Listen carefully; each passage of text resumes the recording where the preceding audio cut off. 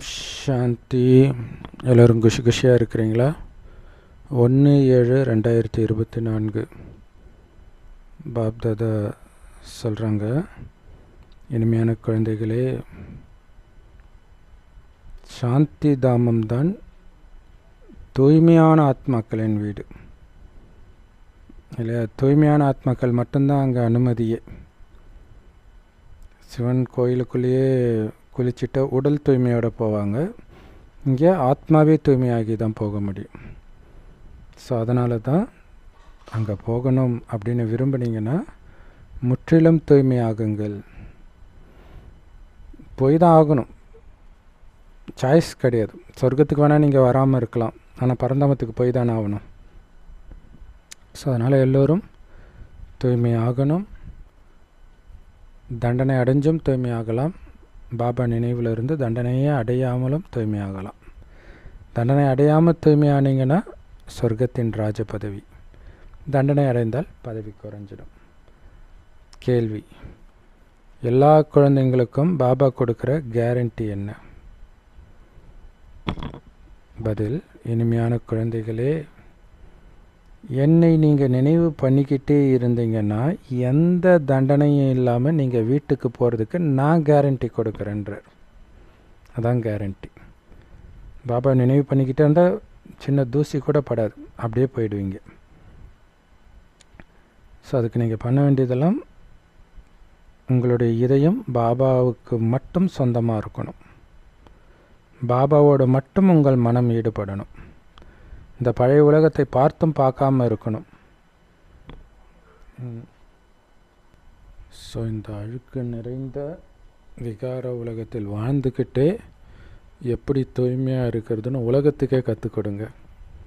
நான் உங்களுக்கு உலக ராஜ்ய பதவியை கொடுக்குறேன் அப்படின்னு பாபா சொல்கிறார். இதுக்கு மேலே என்ன வேணும்?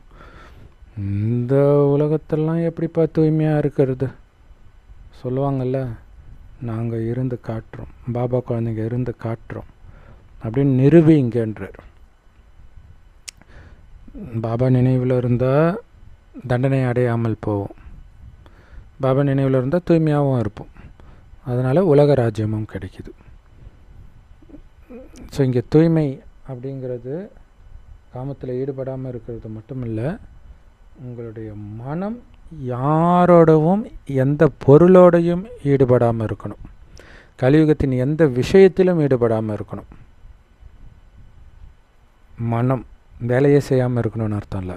மனம் போய் அதில் ஒட்டிக்கக்கூடாது. அதுக்கு தான் பார்த்தும் பார்க்காம இருக்கணுன்றார். ஓம் சாந்தி. ஆன்மீக தந்தை ஆன்மீக குழந்தைங்க கிட்ட கேட்குறார், குழந்தைகளே, உங்களை வீட்டுக்கு அழைச்சிட்டு போக பாபா வந்திருக்கிறாருன்னு தெரியும் தானே?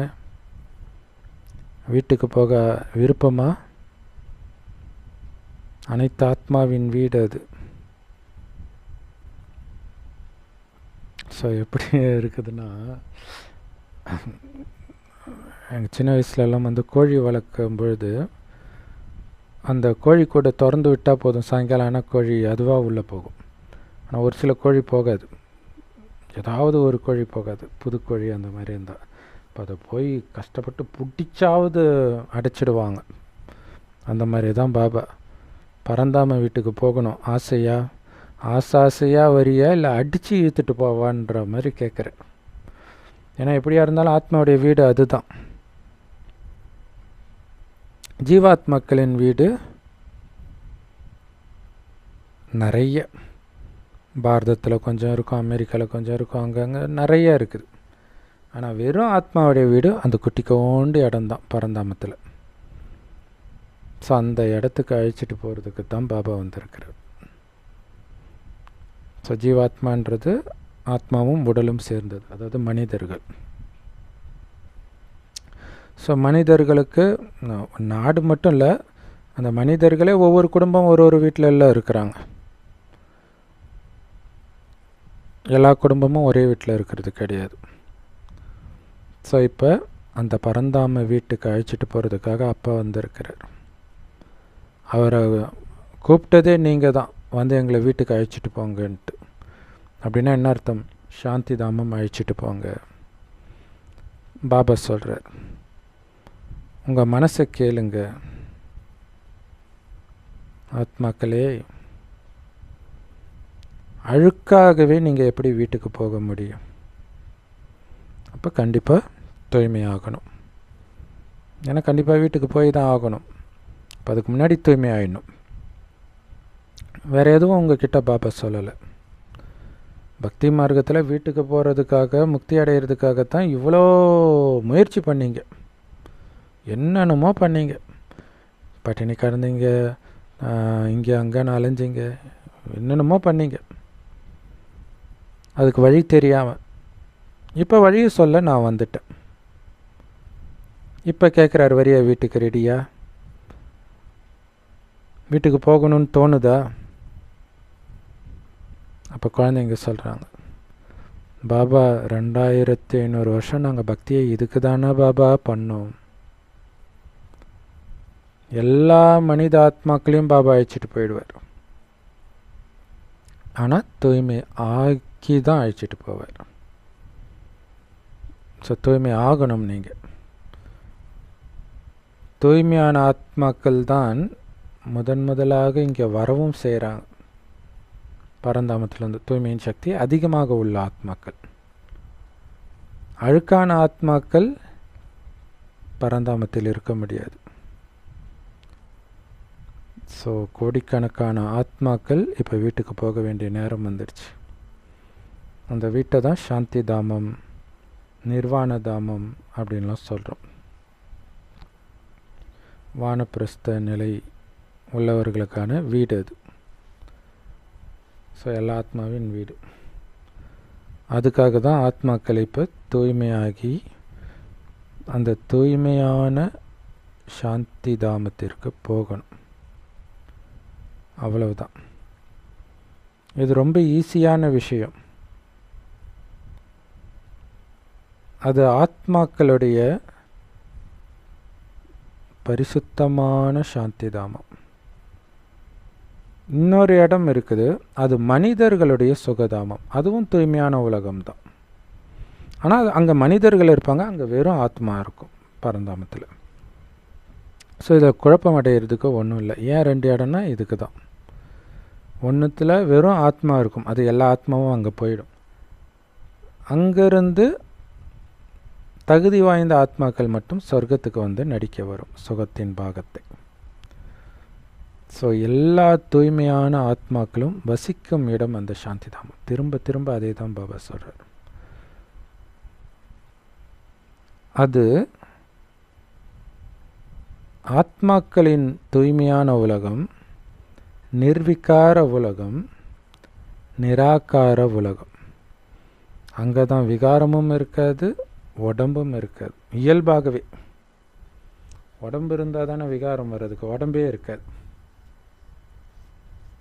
ஆனால் இங்கே உடலுள்ள ஆத்மாக்களின், ஜீவாத்மாக்களின் உலகம், மனிதர்களின் உலகம். அதிலும் குறிப்பாக இப்போ நாம் இருக்கிற இந்த கலியுகத்தில் எல்லா ஜீவாத்மாக்களும் அழுக்காக இருக்கிறாங்க. ஸோ அந்த அழுக்கான ஆத்மாக்களை தூய்மைப்படுத்தி தூய்மையான உலகமாகிய சாந்தி தாமத்துக்கு அழைச்சிட்டு போகிறதுக்கு தான் அப்பா வந்திருக்கிறார். யார் ராஜயோகம் படிக்கிறாங்களோ அவங்க சுகதாமத்துக்கும் போயிடுவாங்க. அங்கேருந்து மற்றவர்கள் சாந்தி தாமத்தில் இருக்க வேண்டியதுதான், நரகமாகிற வரைக்கும் இந்த பூமி. ஸோ இது ரொம்ப ஈஸி. வேறு எதை பற்றியும் நீங்கள் நினைக்க வேண்டாம். அதுக்காக தான் திரும்ப திரும்ப ஏன் சொல்கிறேன்னா, திரும்ப திரும்ப இதைத்தான் நீங்கள் நினைக்கணுன்றதுக்காக சொல்கிறார். சாந்தி தாமம் போகணும், சுகதாமம் போகணும். சுடுகாட்டில் வெட்டியான்னு சொல்லுவோம், அந்த குடத்தை தூக்கிட்டு போகிறவங்க கிட்ட இதை சொல்லுவோம், கைலாயம் போகிறேன் சொர்க்கம் போகிறேன், கைலாயம் போகிறேன் சொர்க்கம் போகிறேன். அப்போ அவனே 2 இடத்தை பிரித்து சொல்கிறான் பார்த்தீங்களா, 2 இடம் இருக்குதுன்ட்டு. எவ்வளோ ஆச்சரியமாக இருக்குது பாருங்கள். இந்து மதத்தில் ஒரு வெட்டியானுக்கு கூட தெரியுது கடவுள் இருக்கிற இடம் வேறு, சொர்க்கம் வேறுன்னு. ஆனால் மற்ற மதத்தினர் யாருக்குமே தெரியாது. ஸோ இதை புரிஞ்சிக்கிறதுக்கு புத்தியை பயன்படுத்துங்க. ஆத்மா தூய்மையாகணும், அதாவது இந்த உலகில் பற்றில் இருந்து நீங்கணும். அதான் தூய்மை. எதுவுமே ஒட்டி இருக்கக்கூடாது. அப்படியே ஸ்ட்ரைட்டாக நட்சத்திரம் மேலே போகிற மாதிரி மேலே போயிடும். அங்கேருந்து சொர்க்கத்துக்கு வரும். இவ்வளோதான் உங்கள் புத்தியில் இருக்கணும். ஸோ நம்ம அந்த சாந்தி தாமத்துக்கு அழைச்சிட்டு போகிறதுக்கு தான் ஆத்மாக்களின் தந்தை வந்திருக்கிறார். ஏன் வந்திருக்கிறார்? ஏன்னா அங்கே போகிறதுக்கான வழியை மறந்துட்டோம். இப்போ தான் பாபா வந்து அந்த வழியை சொல்கிறாரு. ஆனால் தெரிஞ்சுக்கிட்டோம், போகிறதுக்கு முயற்சி பண்ணணும், அவ்வளோதான். ஒவ்வொரு கல்பத்திலும் நான் வந்து சொல்கிறேன், குழந்தைகளே, சிவா பாபாவாகிய என் ஒருவனை மட்டும் நினைவு செய்யுங்க. ஏன்னா அனைத்து ஆத்மாக்களுக்கும் சத்கதி கொடுக்கிற வள்ளல் ஒரு சத்குருவாகிய நான் மட்டுமே. அவர் மட்டும்தான் வந்து குழந்தைங்களுக்கு செய்தி கொடுக்கிறார். அதாவது ஸ்ரீமத், என்னென்ன பண்ணணும் என்னென்ன பண்ணக்கூடாதுன்னு ஸ்ரீமத் கொடுக்கிறார். நீங்கள் அரை கல்பமாக பண்ணாத பக்தியும் கிடையாது, அனுபவிக்காத துக்கமும் கிடையாது. அவ்வளோ பக்தி பண்ணீங்க, அவ்வளோ துக்கத்தை அனுபவிச்சிங்க. ஸோ செலவு பண்ணி பண்ணி பக்திக்காக ஏழை ஆயிட்டீங்க, பிச்சைக்காரன் ஆயிட்டீங்க. சதோ பிரதானமாக பாபா அனுப்பி வச்சார் சொர்க்கத்துக்கு. ஆனால் இப்போ தம பிரதானம் ஆயிட்டீங்க. ஸோ இந்த சின்ன சின்ன விஷயங்களை ஞாபகம் வச்சுக்கிட்டா போதுன்ற. ஏன்னா இவ்வளோதான் முக்கியம். திடீர்னு ஞானம் வரல, சுற்றுங்க. அந்த அஞ்சு சொரூபத்தை 5 செகண்டில் சுற்றுங்கன்னு நேற்று சொன்னார் பாருங்க. இப்போ கேட்குற, வீட்டுக்கு போக விருப்பமா இல்லையா? திரும்ப திரும்ப கேட்குறேன். ஆமாம் பாபா, கண்டிப்பாக நாங்கள் வீட்டுக்கு போக விரும்புகிறோம். அது எங்களுடைய இனிமையான அமைதியான வீடு. ஆனால் நீங்களே புரிஞ்சுக்கிறீங்க, நாம் உண்மையிலே இப்போ அழுக்காக இருக்கிறோம், அதனால தான் வீட்டுக்கு போக முடியலன்ட்டு பாபா சொல்கிறார். என்னை நினைவு பண்ணிக்கிட்டே இருங்க, உங்கள் பாவம் எல்லாம் அழிஞ்சிடும். இதே செய்தியைத்தான் ஒவ்வொரு கல்பத்திலும் நான் வந்து கொடுக்குறேன். அழுக்காக இருக்கிறதுனால போக முடியல, ஏன்னா அது தூய்மையான வீடு, அமைதியான வீடு மட்டும் இல்லை, தூய்மையான வீடும் கூட. அப்போ நீங்கள் தூய்மை ஆகணுமே, அதுக்கு என்ன பண்ணணும்? நினைவு பண்ணிக்கிட்டே இருக்கணும். நினைவு பண்ண பண்ண பாவங்கள் அழிஞ்சிடும்.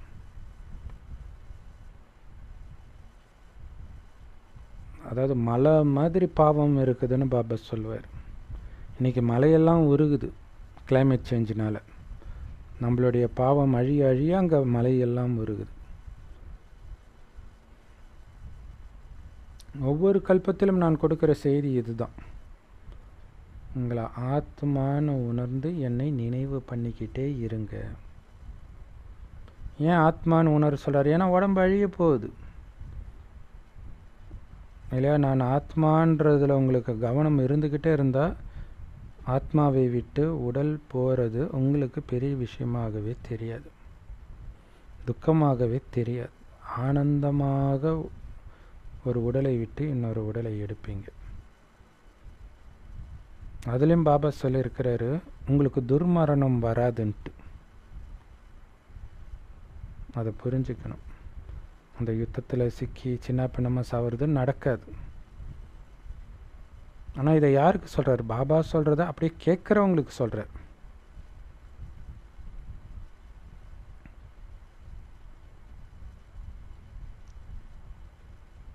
ஸோ அதனால் ஆத்மான்னு உணருங்க.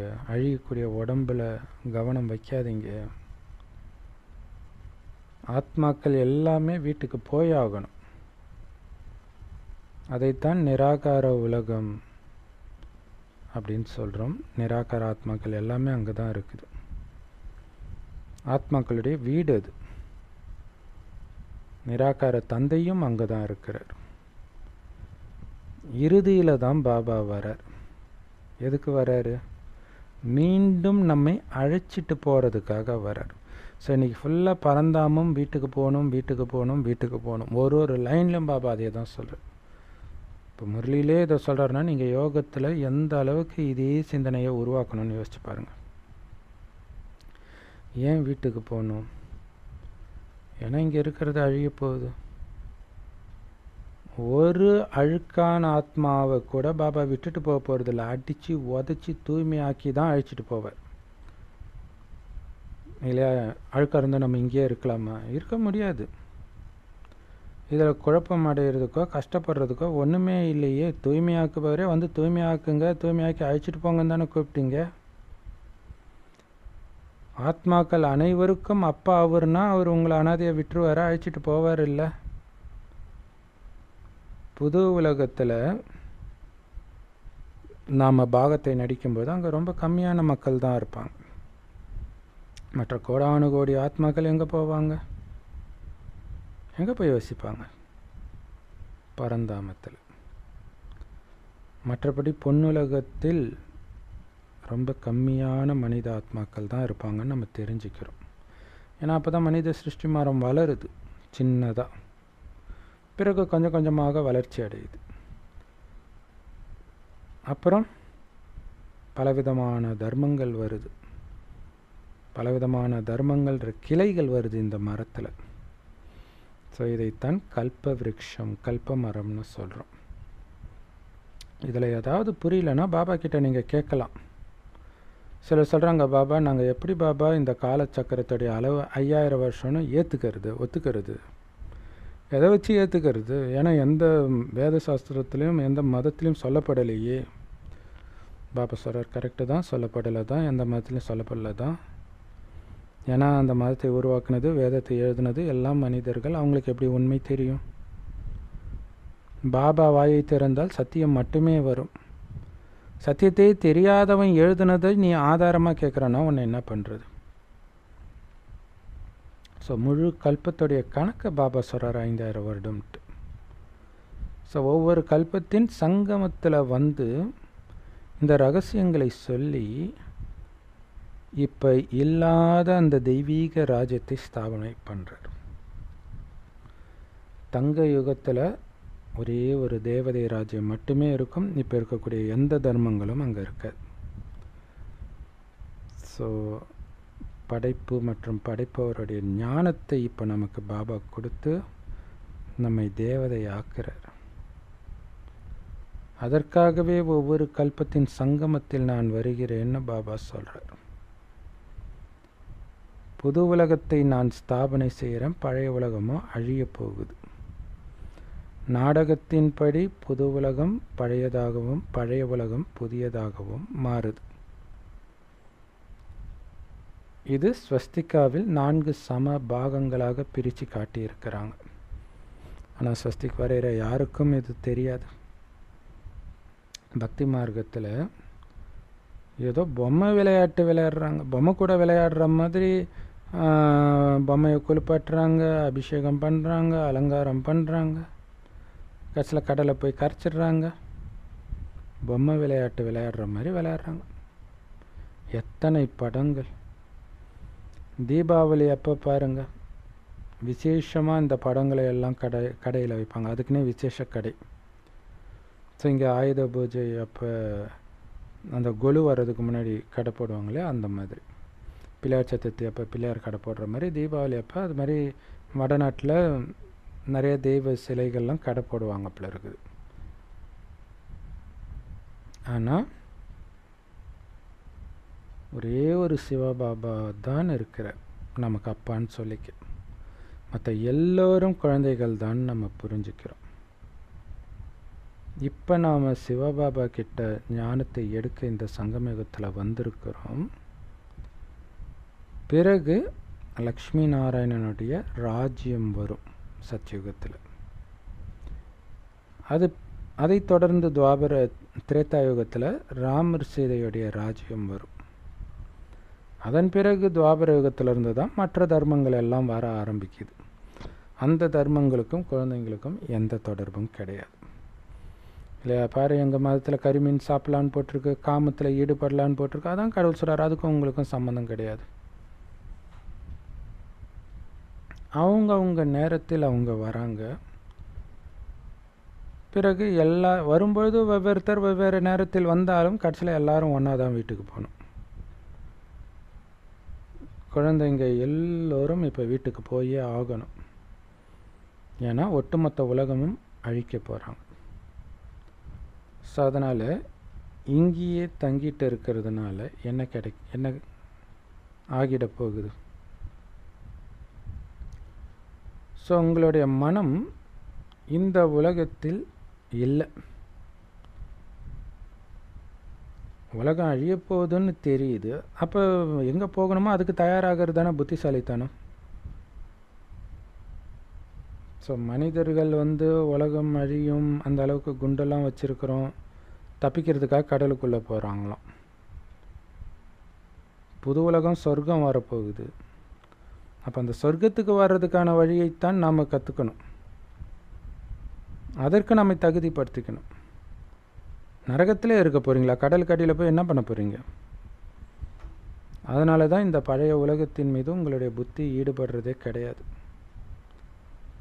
ஸோ உங்களுடைய மனம் அந்த ஒரு பிரியதர்ஷனோடு மட்டும் இணைஞ்சு இருக்கணும். பாபாவே சொல்கிறார், என்னோடு மட்டும் உங்கள் மனதை ஈடுபடுத்துங்க, தூய்மையாயிடுவீங்க. எவ்வளோ நேரம் போயிடுச்சு, இன்னும் கொஞ்ச நேரம்தான் இருக்குது, வீணாக்கிடாதீங்க. அந்த கொஞ்ச நேரமும் போய்கிட்டே இருக்குது அதிவேகத்தில். ஸோ நீங்கள் யோகத்தில் இல்லை அப்படின்னா கடைசியில் ரொம்ப பச்சாதாபப்பட வேண்டியதாகிடும். கடுமையான தண்டனை கிடைக்கும். அது இல்லாமல் பதவி வேற அழிஞ்சிடும்.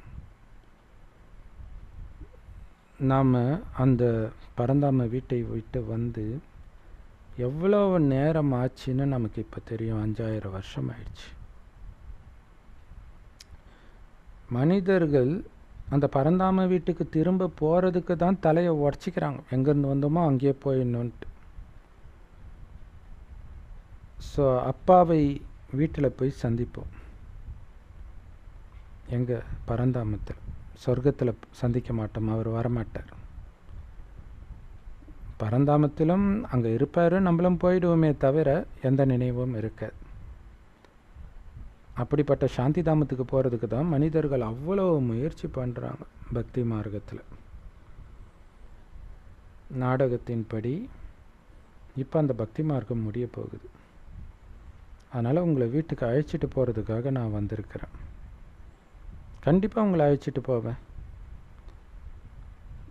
ஒருத்தர் எந்த அளவுக்கு தூய்மை ஆகுறாங்களோ அந்த அளவுக்கு உயர்ந்த பதவி அடைவாங்க. ஸோ அதனால் இதில் குழப்பம் அடைகிறதுக்கு ஒன்றுமே கிடையாது. எந்த அளவுக்கு தூய்மை ஆகிற 80% அந்த அளவுக்கு தான் பதவி. 100% இருக்கிறதுலே உச்சம் நாராயணன் பதவி. எவ்வளோ தூய்மை ஆகுறீங்க அதை பொறுத்து. ஸோ பாபாஸ்வரர், குழந்தைகளே என்னை நினைவு பண்ணிக்கிட்டே இருந்தீங்கன்னா நான் உங்களுக்கு உத்தரவாதம் கொடுக்குறேன், எந்த தண்டனையும் இல்லாமல் சேஃபாக வீட்டுக்கு போயிடுவீங்கன்றார். என் நினைவில் மட்டும் இருங்க. உங்களுக்கு இயற்கையினாலேயோ விலங்குகளாலேயோ மனிதனாலேயோ யாராலையும் எந்த பிரச்சனையும் வராது. என் நினைவிலே இருங்க.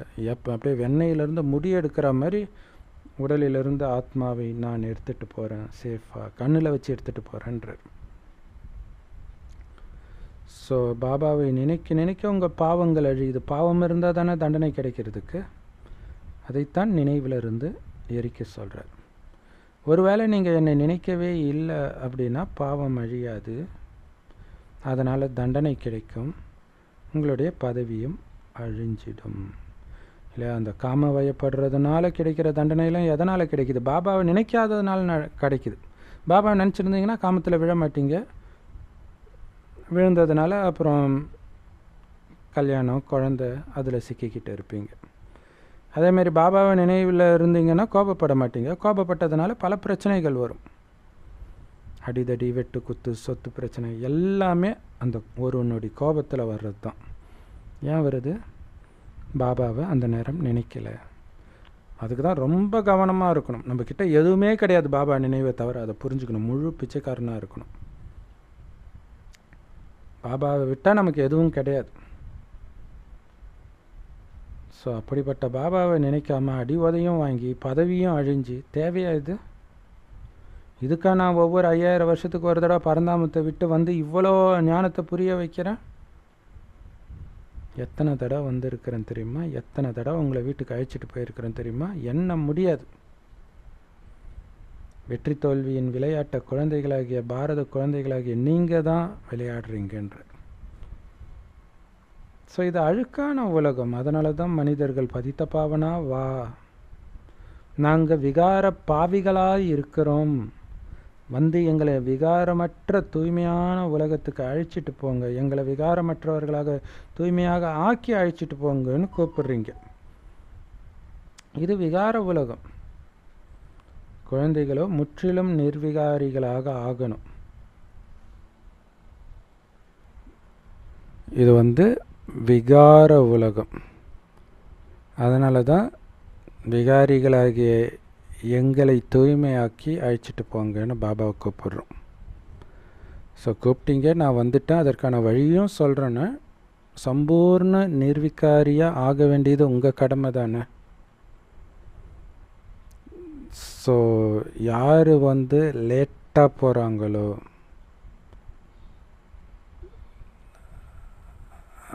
அவங்க அதாவது யார் லேட்டாக வராங்களோ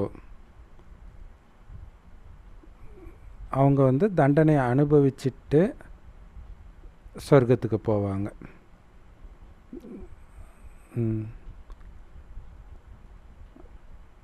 இல்லை, லேட்டாக வர்றது அப்படிங்கிறது எந்த அர்த்தத்தில் சொல்கிறாருன்னு தெரியல. ஏன்னா கொஞ்சம் மொழிபெயர்ப்பில் மாற்றம் இருக்கும். மேபி போகிறது லேட்டாக அப்படின்னு கூட இருக்கலாம். இங்கேருந்து கிளம்புறவங்க, லேட்டாக கிளம்புறவங்க அங்கேயும் லேட்டாக வருவாங்க அப்படி. மற்றபடி கடைசியில் வரவங்க ஃபாஸ்ட்டாக சீக்கிரமாக போவாங்கன்னு பாபாவே சொல்லியிருக்காரு. ஸோ அதனால தான் அவங்க 2 கலைகள் குறைந்த உலகத்துக்கு, அதாவது திரேதாயுகத்துக்கு வராங்க. அவங்கள சம்பூர்ண தூய்மையானவர்கள் அப்படின்னு நம்ம சொல்ல முடியாது. அதனால தான் இப்போ முழு முயற்சி பண்ணி சம்பூர்ண தூய்மை, ஒரு சின்ன அழுக்கு கூட ஒட்டக்கூடாது ஆத்மாவில். அந்த மாதிரி உடம்பை சின்ன அழுக்கு கூட ஒட்டக்கூடாதுன்னு நினைக்கிறவங்க இருக்கிறாங்க. நம்ம ஆக்சுவலாக பூனையை பார்த்திங்கன்னா அதுவே தன் உடம்பை நக்கி நக்கி தூய்மைப்படுத்திக்கிட்டே இருக்கும். அப்போ ஆத்மாவாகிய நாம் பாபாவை நினைவு செஞ்சு செஞ்சு செஞ்சு தூய்மை ஆகிட்டே இருக்கணும். பாபா தவிர எந்த நினைவும் வரக்கூடாது. அதுதான் முயற்சி.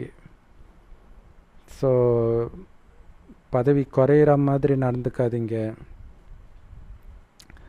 திரேதாயுகம் ராவண ராஜ்யம் இல்லை தான், இருந்தாலும் அங்கேயும் பதவி வரிசை கிரமம் இருக்குது இல்லையா. அங்கே துக்கம் வேணால் இல்லாமல் இருக்கலாம், ஆனாலும் ராஜா இருப்பாங்க, வேலைக்காரன் இருப்பான், வெட்டியாக இருப்பான்னா வித்தியாசம் இருக்குதுல்ல. எப்போ ஒரு ஆத்மாவில் கரை படியுதோ அதற்கேற்ற உடல் தான் கிடைக்கும் இல்லையா. ஒருத்தர் ஊனமாக பிறக்கிறாங்கன்னா கரை அதிகமாக ஒட்டி இருக்குதுன்னு அர்த்தம். ஸோ அதேமாதிரி சொர்க்கத்தில் ராஜா பதவி அடையிறான்னா அந்த அளவுக்கு தூய்மை, அழுக்கு எந்த அளவுக்கு சேருதோ அந்த அளவுக்கு கொஞ்சம் பதவி குறைஞ்சிக்கிட்டே இருக்கும். உடலும் அதுக்கேற்ற மாதிரி அழகும் குறைஞ்சிக்கிட்டே தான் இருக்கும். ஸோ ஆத்மாக்கள் பிறகு தங்க யுகத்திலிருந்து வெள்ளி யுகத்தை சார்ந்ததாக மாறுது. ஏன்னா வெள்ளியின் கலப்படமாகுது ஆத்மாவில். நாளுக்கு நாள் ஆத்மா அழுக்காகிக்கிட்டே இருக்குது. அழுக்கான துரு ஆத்மாவில் படிஞ்சிக்கிட்டே இருக்குது. ஸோ பாபா எவ்வளோ நல்லா புரிய வைக்கிறார். ஏதாவது புரியலன்னா உடனே கையை தூக்குங்க, பாபா புரிய வைப்பார் மீண்டும்.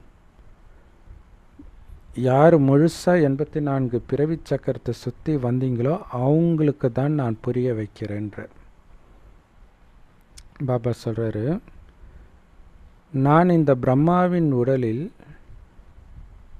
அவருடைய 84வது பிறவியின் கடைசியில் வரேன். 84வது பிறவி தான் கடைசி பிறவி, அதுலேயும் கடைசி 60வது வயதில் வரார். அவரே மீண்டும் முதல் நம்பரில் போக வேண்டி இருக்குது. யார் நம்பர் 1 சொர்க்கத்தில் இருந்தாங்களோ அவரே இப்போ கடைசி ஆளாக நிற்கிறார். அவர் தான் முதல் விகாரி. ஏன் கடைசின்னு சொல்கிறாருன்னா, பாபா சொல்வார், எப்போ பாபா ஞானம் கிடைக்குதோ அன்றைக்கி உங்களுக்கு மரண நாளுன்னுவார். பாபா ஞானம் கிடைக்கலன்னா அன்றைக்கி நீங்கள் இறந்துருப்பீங்க. அப்போ முதல்ல இறக்கிறது யார்? பிரம்மா பாபா தான். ஸோ அந்தளவுக்கு குப்பையை ஆகிட்டார். அதனால்தான் நம்பர் 1 குப்பை அப்படின்னு பிரம்மா பாபாவை சொல்லுவாங்க சிவபாபா வரும்பொழுது. ஆனால் அந்த நம்பர் 1 குப்பையே நம்பர் 1 வைரமாக மாறுது மீண்டும்.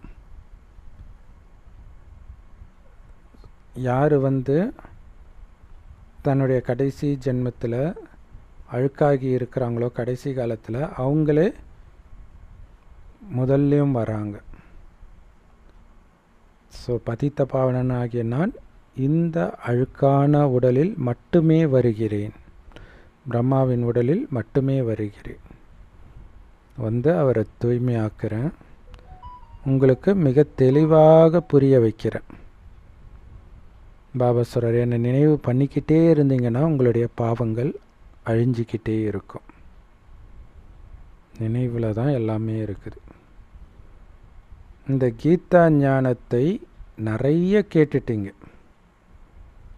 நிறைய மற்றவர்களுக்கும் சொல்லிட்டீங்க. ஆனால் அதன் மூலம் உங்களுக்கு முக்தி கிடைக்காது. ஸோ பாபா சொல்கிறது பக்தி மார்க்கத்தின் கீதையை சொல்கிறாருன்னு நினைக்கிறேன். நிறைய சந்நியாசிகள் எவ்வளவு இனிமையாக வேத சாஸ்திரத்தை படித்து சொல்கிறாங்க தெரியுமா?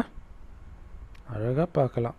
காவி ட்ரெஸ்ஸை போட்டுட்டு சின்ன சின்ன பெண்கள் ஹிந்தியில் அவ்வளோ அழகாக கீதா உபதேசம், ராமாயணம், மகாபாரதம் அழுதுகிட்டே சொல்லுவாங்க, அவ்வளோ பாவனையாக.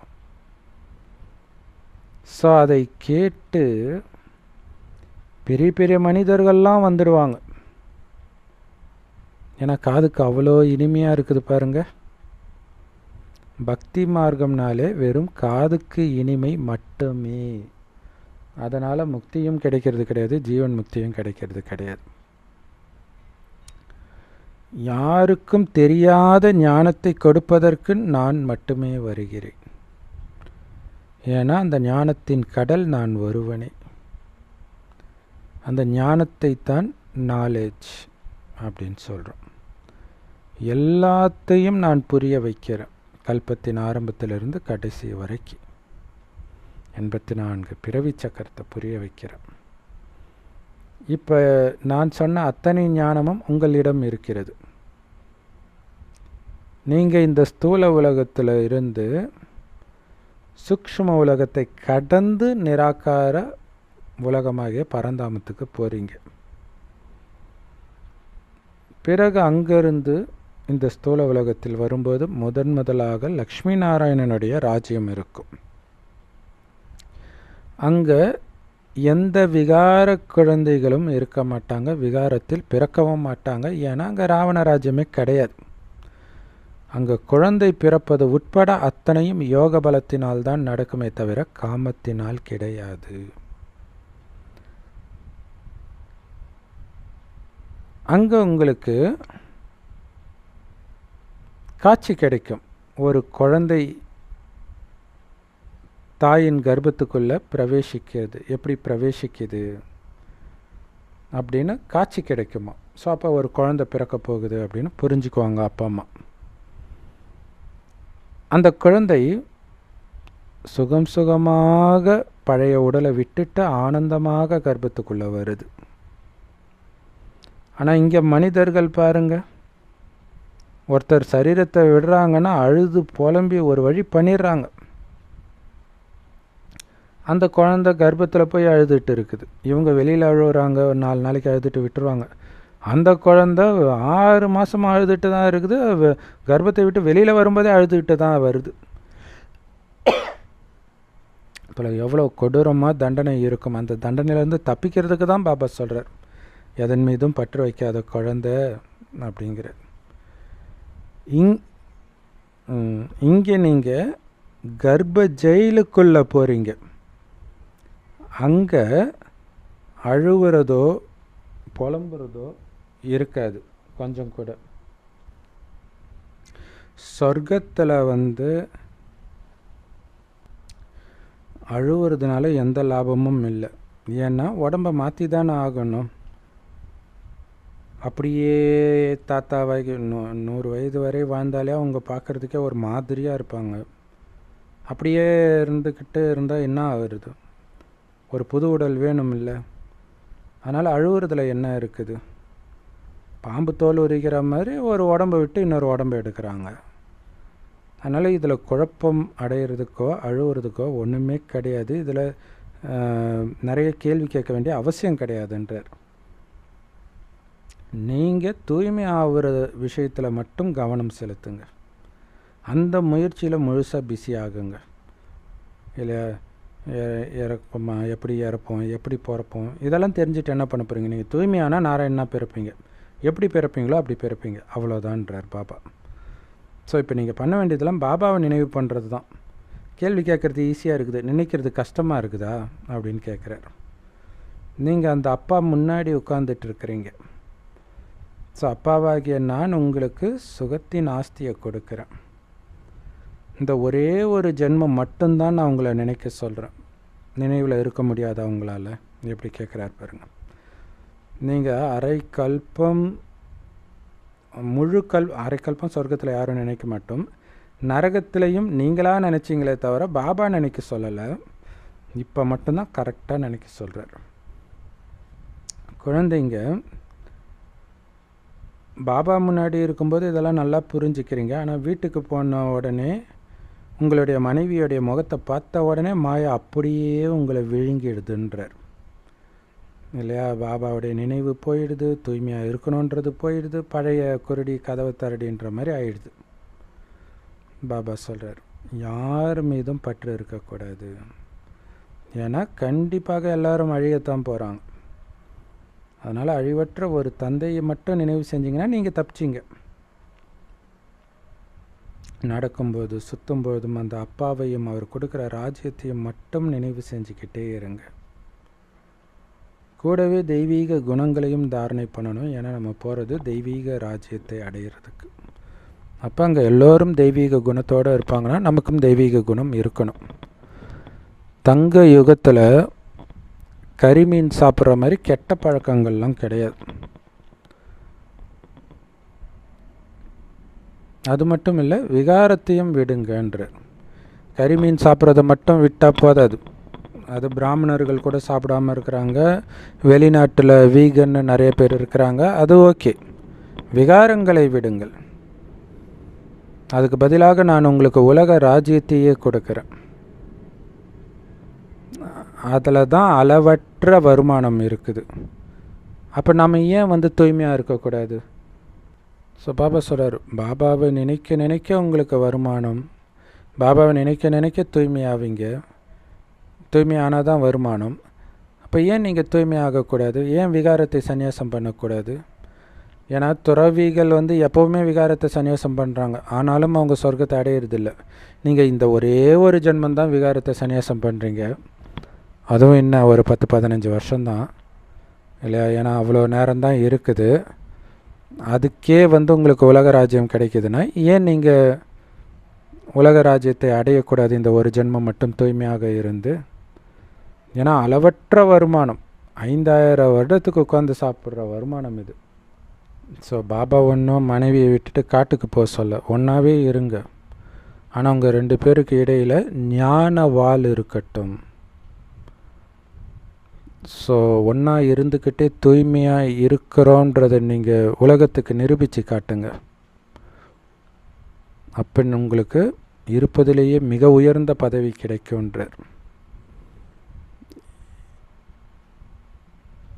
ஏன்னா நீங்கள் தான்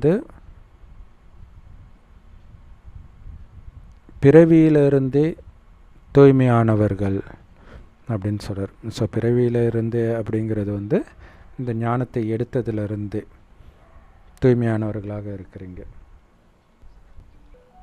ஏன்னா தூய்மையாக இருக்கிறதுக்கு இந்த ஞானமும் ரொம்ப முக்கியம். வெறும் யோகம் மட்டும் பத்தாது.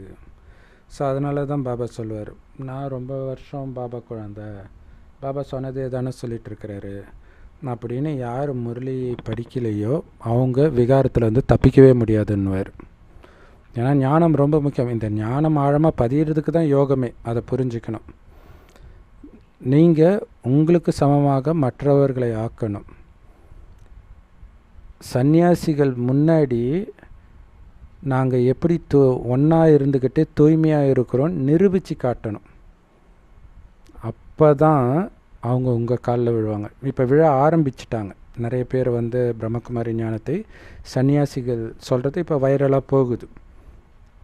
ஆக்சுவலாக இதோடைய உதாரணம் பார்த்திங்கன்னா ராமாயணத்தில் இருக்கும். ராமாயணத்தில் சிவதனுசு இருக்கும் சீதையுடைய வீட்டில் எப்போவுமே. அந்த சிவதனுசு இருக்கிறதுனால தான் சீதையுடைய அப்பா ராஜ்யம் வந்து செழிப்பாக இருக்குது, மற்ற எல்லாமே வறட்சியாக இருக்குதுன்ட்டு பக்கத்து ராஜா வந்து நீ செழிப்பாக இருந்தது போதும், நான் எடுத்துகிட்டு போகிறேன்னுவான். சரி, உங்களால் தூக்க முடிஞ்சால் எடுத்துகிட்டு போங்க அப்படின்வாங்க. என்ன, என்னுடைய தூய்மையின் மேலேயே உனக்கு சந்தேகமா அப்படின்ட்டு தூக்க வருவான். தூக்கவே முடியாது. அப்படின்னா என்ன அர்த்தம்? இதை யார் சொல்லுவா? யோசிச்சு பாருங்கள். துறவிகள் சொல்லுவாங்க. துறவிகள் தான் சொல்லுவாங்க, எங்கள் தூய்மையின் மேலே சந்தேகமா. ஆனால் அந்த சிவதனுஷ் என்னது? பாபாவுடைய ஸ்ரீமத். பாபாவுடைய ஸ்ரீமத்தை அவங்களால தாங்க முடியாது. கணவன், அதாவது தனியாக இருந்துட்டு தூய்மையாக இருக்கிறது இருப்பாங்க, அது வலுக்கட்டாயம், அதுவும் மனசு டிஸ்டர்ப் பண்ணும். ஆனால் கணவன் மனைவி ஒன்றா இருந்துக்கிட்டு சகோதரன் சகோதரி மாதிரி இருக்கிறது இங்கே மட்டுமே சாத்தியம். அதுதான் அவங்களால தூக்க முடியலன்னு சொல்கிறது, அந்த சிவதனுசை தூக்க முடியலன்றது. ஆனால் சீதை வருவா, அப்படி அசால்ட்டாக தூக்கிடுவா சின்ன வயசுலேயே. அப்படின்னு என்ன அர்த்தம்னா பாலபிரம்மச்சாரி இல்லையா, பிறந்ததுலேருந்தே தூய்மையாக இருக்கிறவ. அப்படி தூய்மையாக இருக்கிற சீதையே திருமணமாகி விகாரத்தில் விழுந்துடுறா அப்படிங்கிறது தான் இந்த சிவதனுசு உடஞ்சிடுது அப்படின்னு காட்டுறது.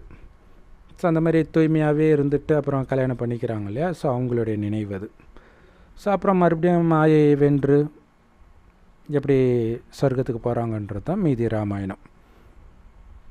ஸோ அப்போ நீங்கள் நிரூபிக்கணும், உங்களுக்கு எவ்வளோ பெரிய லட்சியம் இருக்குது யோசிச்சு பாருங்கள். சன்னியாசிகள் உங்களை பார்த்து வெக்கப்படணுன்றார், அந்த மாதிரி வாழ்ந்து காட்டுங்கன்றார்.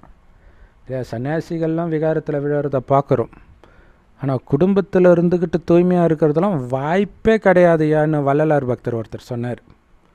அவர் இந்த ஞானத்தை எடுத்துட்டு வாய்ப்பு இல்லைன்ட்டு போனவர். ஸோ ஆனால் நம்மளால் அசால்ட்டாக அது முடியும். ஏன்னா அங்கே ஞானம் மைண்டுக்குள்ளே ஓடிக்கிட்டே இருக்குது டெய்லியும்னா, அந்த ஞானம் ஓடணுன்னாலே நீங்கள் தூய்மையாக இருந்தால் தான் ஞானம் ஓடும், இல்லைன்னா ஞானம் புத்தியிலே பதியாது. அதுக்கு பாபா சொல்கிறார், நேற்று முரளியில் சொன்னார் பாருங்கள், சின்ன சின்ன விஷயமாக உள்ளே போட்டு வச்சுருக்கிறீங்க, அந்த குப்பைகள், சின்ன சின்ன குப்பை உங்கள் இதயம் ஃபுல்லாக ரொம்பிச்சு, அப்போ நான் எப்படி அங்கே இருப்பேன்? அதனால் இதயத்தை க்ளீன் பண்ணிக்கிட்டே இருங்க, எதையுமே ஒட்ட விடாதீங்கன்றார். ஸோ அப்படி நீங்கள் இருந்தால் மட்டுமே பாபா நினைவில் இருக்க முடியும். அப்போ தான் ஒன்றா இருந்துக்கிட்டு உங்களால் தூய்மையாக இருக்க முடியும். அப்போ சன்னியாசிகள் புரிஞ்சுக்குவாங்க உங்ககிட்ட ஏதோ ஒரு பெரிய சக்தி இருக்குதுன்ட்டு. ஏன்னா அவங்களுக்கு கற்பனைக்கு எட்டாதது. கடைசியில் பாபா காட்சி போட்டு காட்டுவார். ஒன்றா இருப்பீங்க, ஒரே ரூமில் இருப்பீங்க, அல்லது ஒரே கட்டில் கூட படுத்திருப்பீங்க, ஆனால் தூய்மையாக இருப்பீங்க. ஆச்சரியப்படுவாங்க, எல்லாத்தையும் காட்சி போட்டு காட்டுவார். அப்போ தான் அவங்களே தலை வணங்குவாங்க. அவங்க தான் வந்தே மாதரம் சொல்கிறாங்க. எங்களாலெல்லாம் இது முடியாதுப்பா, பொண்டாட்டியோடலாம் தூய்மையாக இருக்க முடியாதுன்னு நாங்கள் காட்டுக்கு போயே எங்களால் முடியல. ஆனால் இவங்க குடும்பத்தில் இருந்துக்கிட்டே தூய்மையாக இருந்திருக்கிறாங்க. பாபா சொல்கிறார், இந்த ஒரே ஒரு ஜென்மம் தூய்மையாக இருக்கிறதுனால 21 ஜென்மத்துக்கு உலகத்துக்கே எஜமானராகிறீங்க. சாதாரண விஷயம் கிடையாது. இன்றைக்கி ஒரு வேலை சாப்பிட்றதுக்கு எவ்வளோ கஷ்டப்பட வேண்டியதாக இருக்குது பார்க்குறோம்ல. வேலையை விட்டு தூக்கிக்கிட்டே இருக்கிறாங்க, விலைவாசி அப்படியே ராக்கெட்டு மாதிரி ஏறிக்கிட்டு இருக்குது. எவ்வளோ சம்பாதிச்சாலும் பத்தலைன்ற நிலமை. உட்கார்ந்த இடத்துல நான் சாப்பாடு போடுறேன், தூய்மையாக இருன்றார். கஷ்டமாக வலிக்குதா நமக்கு? சும்மா கிடையாது, எஜமானர், எல்லா சகல வசதிகளோடு இருப்பீங்க. தூய்மையாக இருக்கிறதுக்கு அவ்வளோ பெரிய பரிசு. ஸோ எவ்வளோ பெரிய பரிசு கிடைக்கிது. அப்போ ஏன் தூய்மையாக இருக்கிறது எப்படின்னு உலகத்துக்கு நீங்கள் நிரூபிக்கக்கூடாது? எவ்வளோ நேரம் தான் விகாரத்தில் விழுந்துக்கிட்டே இருப்பீங்க? இன்னும் கொஞ்சம் நேரம் தான் இருக்குது. பாபா அது நேற்று வந்து ரொம்ப எச்சரிக்கை கொடுத்தார். குழந்தைங்க வந்து இன்னும் தப்பு பண்ணிக்கிட்டே இருக்கிறாங்க. பாபா சொல்கிறார், இன்னும் எவ்வளோ நாளைக்கு தான் பண்ணுவீங்க? சங்கமயுகம் முடிகிற வரைக்கும். சங்கமயுகம் எப்போ முடியும்? நீங்கள் தான் பாபா சொல்லணும். முடிச்சிடவா இப்போவே, ரெடியா அப்படின்னு பாபா கேட்குறார். ஸோ அப்போ அது எவ்வளோ பெரிய எச்சரிக்கை. ஸோ இந்த சத்தம் பரவ ஆரம்பிக்கும், நியூஸ் பேப்பர்லாம் வர ஆரம்பிக்கும் பிரம்மகுமாரிகளுடைய மகிமை இல்லையா. இன்றைக்கி பெரிய பெரிய பணக்காரர்கள் துறவி ஆனாங்கன்னு தான் நியூஸ் பேப்பரில் வருது.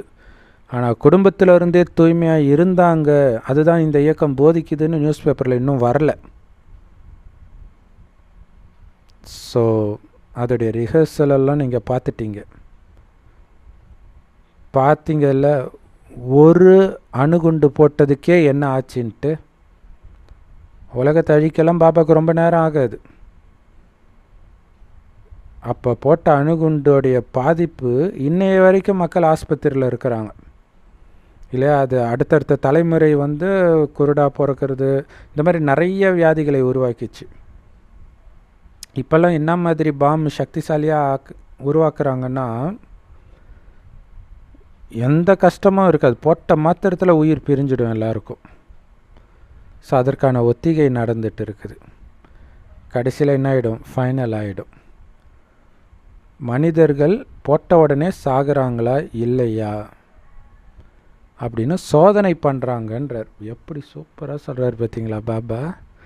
இன்றைக்கி உக்ரைனில் சண்டை நடக்குது, பாலஸ்தீனத்தில் சண்டை நடக்குது, எல்லாத்துக்குமே அமெரிக்கா தான் சப்ளை பண்ணுது. பாபா சொல்கிறாரு, அந்த ஆயுதம் எவ்வளோ சக்திசாலியாக இருக்குன்னு செக் பண்ணிட்டு இருக்கிறாங்கன்றார்.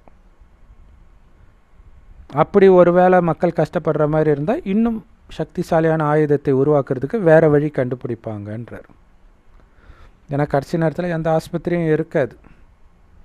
யார் உட்காந்து இன்னொருத்தரை பார்த்துக்குவா? எந்த நர்ஸ் இருக்க போகிறாங்க, எந்த டாக்டர் இருக்க போகிறாங்க?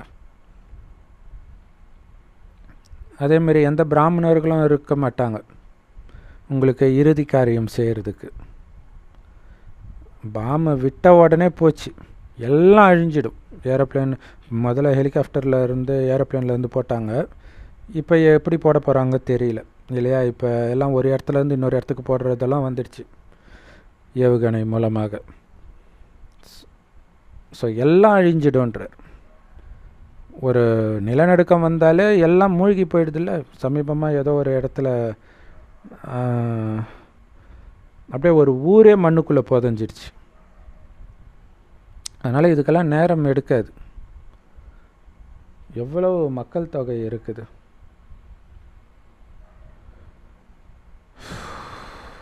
தங்க யுகத்தில் ரொம்ப கம்மியானவர்கள் தான் இருக்கிறாங்கன்னா எங்கே போனாங்க மற்றவங்க எல்லோரும்? எப்படி அழிஞ்சு போனாங்க? ஸோ இன்னும் போக போக நீங்களே பார்ப்பீங்க எப்படி அழிய போகிறாங்கன்ட்டு. சொர்க்கத்தில் வெறும் 9 லட்சம் பேர் தான் ஆரம்பத்தில் இருப்பாங்க. இன்றைக்கி 1000 கோடி ஆத்மாக்கள் எங்கே போகிறாங்க? நீங்கள் தான் ஃபக்கீர்கள். ஸோ ஃபக்கீர் அப்படிங்கிறது துறவி தான், இந்த ஆன்மீக துறவிகள். குறிப்பாக இவரை கூட சாய்பாபாவை கூட, சீரடி சாய்பாபாவை கூட ஃபக்கீர்ன்னுவாங்க. இல்லை எதுவுமே அவங்களுக்குன்னு இருக்காது. ஸோ அந்த மாதிரி பாபா தான் சொல்கிறார், நீங்கள் முழு பிச்சைக்காரர்கள்ன்ட்டு. ஒரு கடவுளை தவிர வேறு எதன் மீதும் உங்களுக்கு அன்பு கிடையாது. எல்லாத்தையும் முழுசாக சந்நியாசம் பண்ணிட்டீங்க. உங்கள் உடலையும் சந்நியாசம் பண்ணிட்டீங்க. வெறும் ஆத்மா நான்னு உணர்றீங்க. மற்றபடி அவர் சொல்கிற காரியத்தை செய்கிறதுக்கு மட்டும் இந்த உடலை பயன்படுத்துவீங்க. ஸோ அந்த மாதிரி ஃபக்கீர்களைத்தான் பாபா நேசிக்கிறார். தங்க யுகத்தில் இந்த சிருஷ்டி மரம் ரொம்ப சின்னதாக இருக்கும். பாபா நிறைய விஷயங்களை புரிய வைக்கிறார். எல்லா நடிகர்களும் அழிவற்ற ஆத்மாக்கள். அவங்க எல்லோரும் தங்களுடைய பாகங்களை நடிக்கிறதுக்காக இங்கே இறங்கி வராங்க. நீங்கள் ஒவ்வொரு கல்பத்திலும் பாபா கிட்ட வரீங்க, அப்பாவுடைய மாணவர்களாகி அவர்கிட்ட படிக்கிறதுக்காக வரீங்க இல்லையா. கல்பத்தின் இறுதியில் பாபா கிட்ட ஞானத்தை எடுக்கிறோம். எதுக்காக? தூய்மையாகிறதுக்காக. பாபா நம்மை தூய்மையாக்கி அவர் கூடவே அழைச்சிட்டு போவார்னு நமக்கு தெரியும். நாடகப்படி எல்லோரையும் வீட்டுக்கு அழைச்சிட்டு போக வேண்டிய பொறுப்பு பாபாவுடையது. அதனால தான் இதுக்கு பேரே பாண்டவ சேனை இல்லையா? பாண்டவர்களை வழி நடத்துறது கிருஷ்ணர் தானே. அந்த மாதிரி பாண்டவர்களாகிய நம்மை வழி நடத்துபவர் சிவபாபா. பாண்டவர்களாகிய நீங்கள் என்ன பண்ணுறீங்க? முந்தைய கல்பம் மாதிரியே ராஜ்ய பாக்கியத்தை அடைஞ்சிட்டு இருக்கிறோம் பாபா கிட்ட இருந்து, வரிசைக்கிரமமான முயற்சிக்கு ஏற்ப. நல்லது. ஸோ ராஜ்ய பாக்கியத்தை கொடுக்கிற பாப்தாதாவுக்கு அன்பு நினைவுகள் மற்றும் காலை வணக்கம். பாபா என்னை முழுசாக நேசிக்கணும் அப்படின்னா நான் முழுசாக பாபாவை மட்டும்தான் நேசிக்கணும். மைண்டில் எதுவுமே இருக்கக்கூடாது. முழு ஃபக்கீர் ஆகணும். உங்களுடைய உடலை மறந்து உங்களை ஆத்மானு உணர்றதுக்கு பேர் தான் ஃபக்கீர். மிக உயர்ந்த பரிசை அப்பா கிட்ட இருந்து அடையணும் அப்படின்னா எப்படி தூய்மையாக வாழறது, கணவன் மனைவி ஒன்றா இருந்தேன்றத உலகத்துக்கு நிரூபித்து காட்டுங்க. எங்களால் முடியும்ட்டு. ஸோ நீங்கள் வீட்டுக்கு போகணும்.